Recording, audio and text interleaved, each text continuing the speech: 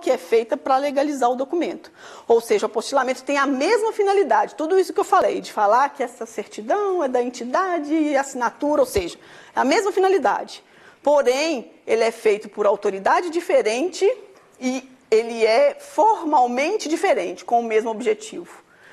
Como que foi facilitado? O próprio país que expediu o documento é que vai falar que esse documento é válido e que essa pessoa, ou seja, é aqui no Brasil, quem apostilar vai estar falando que eu sou registradora, eu assinei e essa assinatura é minha.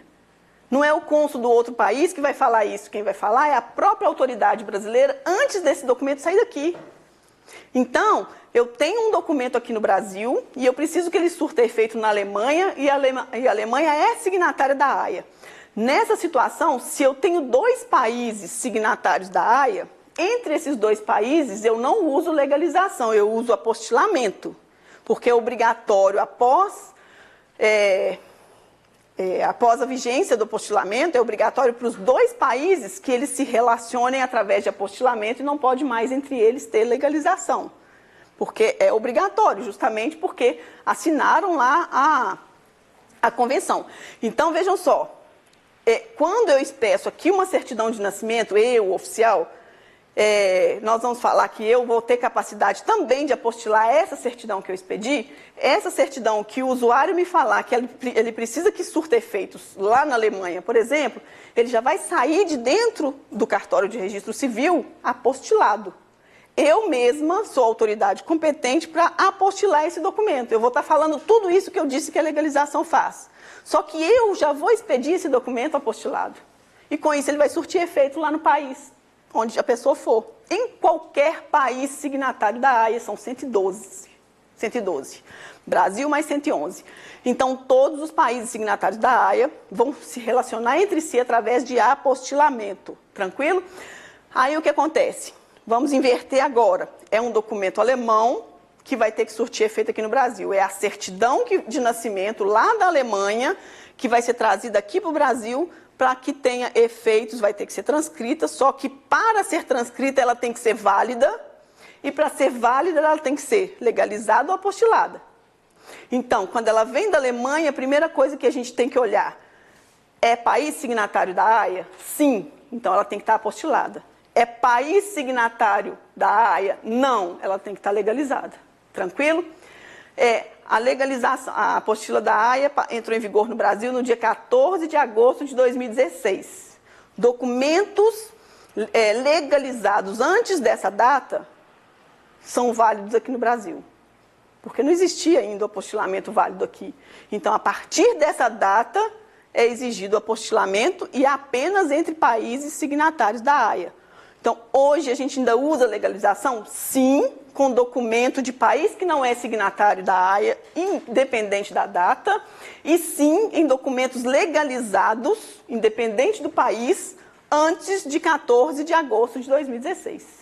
Tranquilo? Acompanhando? Então, eu já estou com esse documento apostilado ou legalizado, certo? A certidão de nascimento do brasileiro, filho de pais brasileiros que não estavam a serviço do país, que registrou tanto no consulado quanto na entidade estrangeira ou apenas na entidade estrangeira e vai trazer esse documento estrangeiro para o Brasil para ser transcrito, para que se prove a nacionalidade brasileira, tá? Esse documento já está apostilado ou legalizado, vem para o Brasil. O que eu tenho que fazer com esse documento? Se ele não estiver em português, que a gente chama de vernáculo, que é a língua oficial do Brasil, ele precisa ser traduzido pela Fernanda, pelo Ricardo, antigamente, que ela era tradutora pública juramentada. Significa o tradutor que tem inscrição na junta comercial, em qualquer junta comercial do Brasil, mas ele fez o juramento, ou seja, ele passou pelos requisitos de seleção do tradutor e, com isso, ele é um tradutor oficial do Brasil. Traduziu pelo tradutor oficial juramentado, aí esse documento já está no idioma nacional, aí nós entramos num pepino. Gente, está acabando. Olha o pepino. Lei de Registros Públicos fala que o documento de origem estrangeira, para ter validade no Brasil, ele precisa ser registrado no Títulos e Documentos. Tá?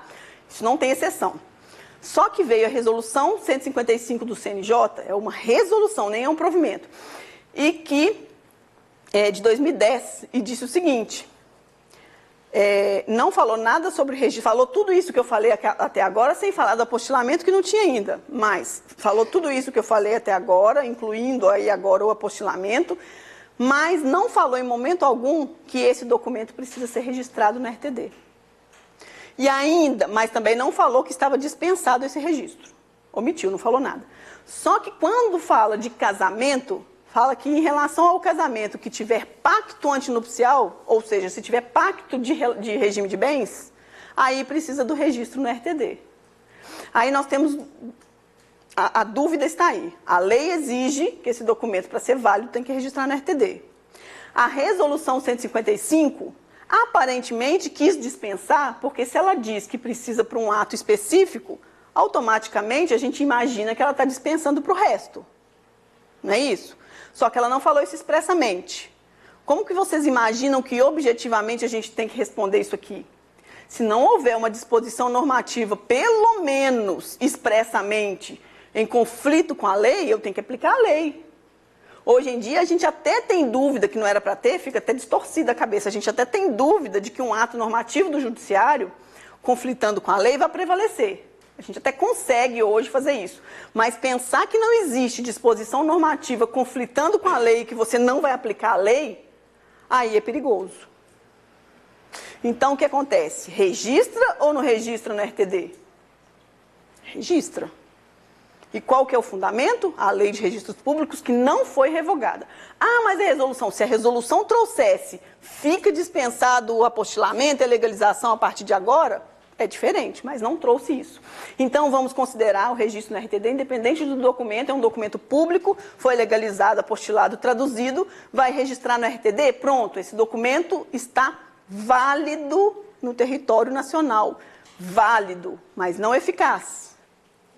Para que ele tenha eficácia, e esse Estado Civil tenha eficácia no Brasil, ou seja, para que se prove dentro do Brasil a nacionalidade brasileira desse brasileiro nato, é preciso o quê? Que se transcreva no Registro Civil, tá ok?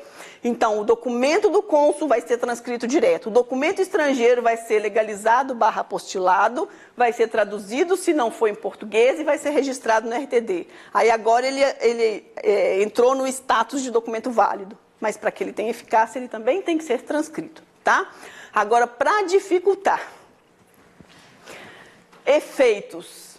Se é diferente quando o documento é de origem estrangeira e o documento é do cônsul brasileiro, se um atende às regras brasileiras e o outro não necessariamente, existe diferença nos efeitos que esses documentos vão surtir aqui quando eu transcrevo? Sim.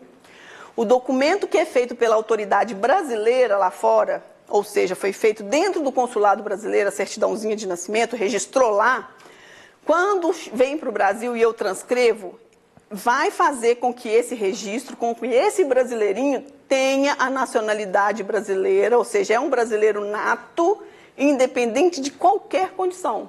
Como nós que nascemos aqui, fomos registrados, se for o caso, né, no livro A. Nasceu no Brasil, é registrado no livro A, certo? Brasileiro nato, com uma exceção que nós vamos falar. Nasceu fora do Brasil, para ser brasileiro nato, tem que atender a alguns requisitos. Se registrado no consulado, tem que transcrever. Se na repartição estrangeira, preciso primeiro que esse documento seja válido. Apostilamento e legalização, tradução se estiver fora do português, e registro no RTD está válido. E aí eu vou transcrever no registro civil. O do consulado vai fazer com que aquela pessoa seja brasileira nata, independente de qualquer condição. E o estrangeiro? Nós temos que necessariamente impor duas condições. Quais? Primeiro, essa nacionalidade brasileira, ela vai ter eficácia até os 18 anos, ou seja, até a maioridade desse registrado. Só que, ao fazer 18 anos, ele precisa, para manter essa nacionalidade, os efeitos dessa nacionalidade, ele precisa necessariamente de cumprir dois requisitos. Primeiro, residir no Brasil. E segundo, fazer um pedido na Justiça Federal, Gente, a Justiça Federal não é Ministério da Justiça. Na Justiça Federal, fazer um pedido, entrar com uma ação de opção pela nacionalidade brasileira. Para que se faça essa ação, é necessário que ele resida no Brasil. Então, se ele fez a ação de opção de nacionalidade, já prova o outro requisito, que é a residência no Brasil. Que isso é exigido lá no judiciário para entrar com essa ação. Então, quando chega um mandado de opção pela nacionalidade brasileira, nós já sabemos que foram cumpridos os dois requisitos.